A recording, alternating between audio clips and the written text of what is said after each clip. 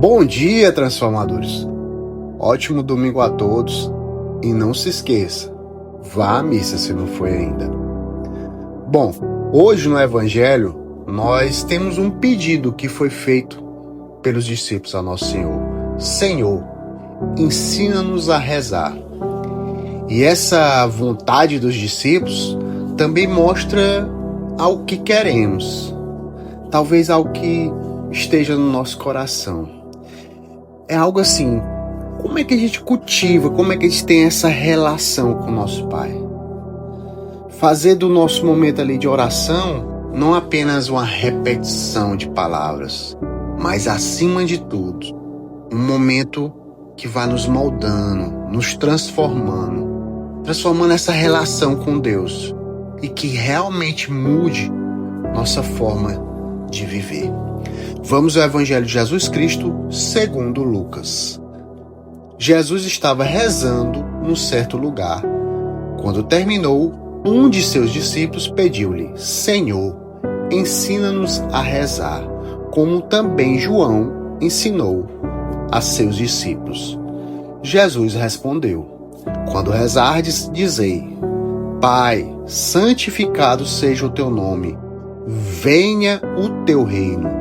Dá-nos a cada dia o pão de que precisamos e perdoa-nos nossos pecados, pois nós também perdoamos a todos os nossos devedores.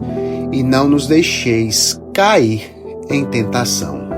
E Jesus acrescentou: Se um de vós tiver um amigo e for procurá-lo à meia-noite e lhe disser: Amigo, empresta-me 3 pães, porque um amigo meu chegou de viagem e nada tenho para lhe oferecer. E se o outro responder lá de dentro: Não me incomodes, já tranquei a porta, e meus filhos e eu já estamos deitados, não me posso levantar para te dar os pães.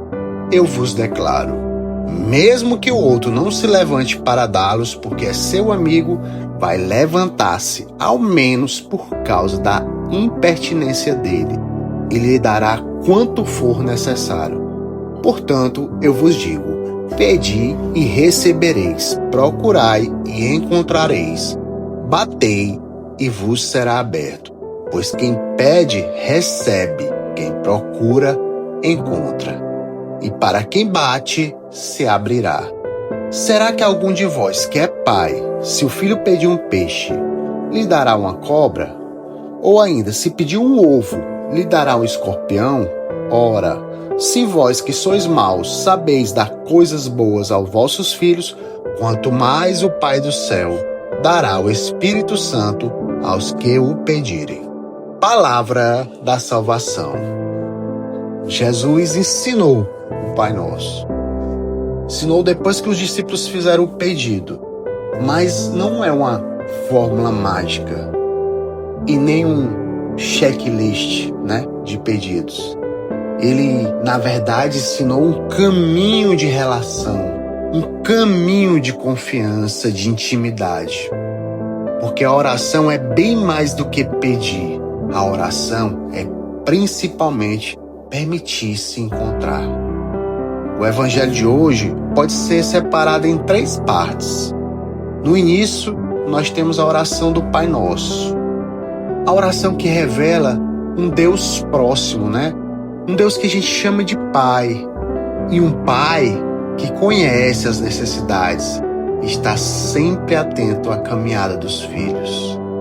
Logo depois, Jesus fala da parábola do amigo insistente, que bate à porta à meia-noite.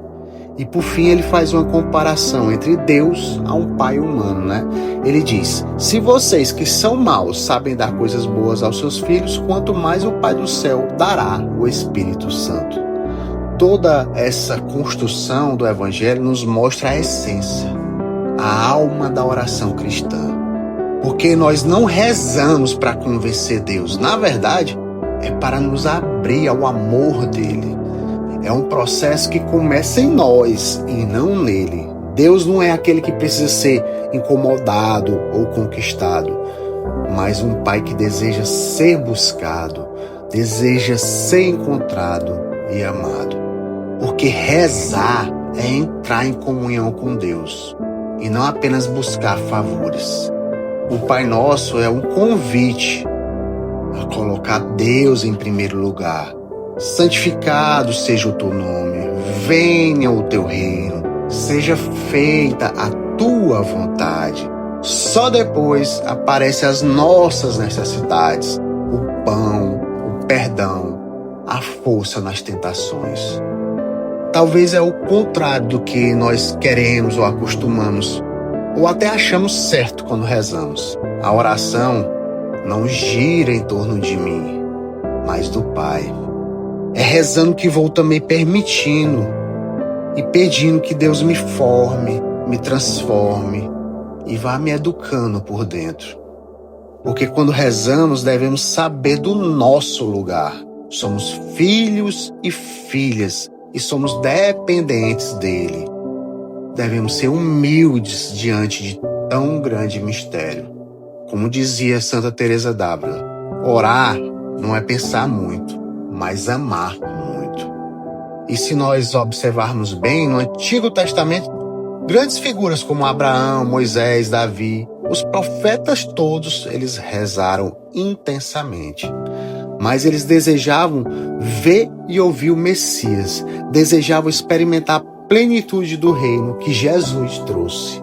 Jesus afirma, muitos profetas desejaram ver o que vedes e não viram.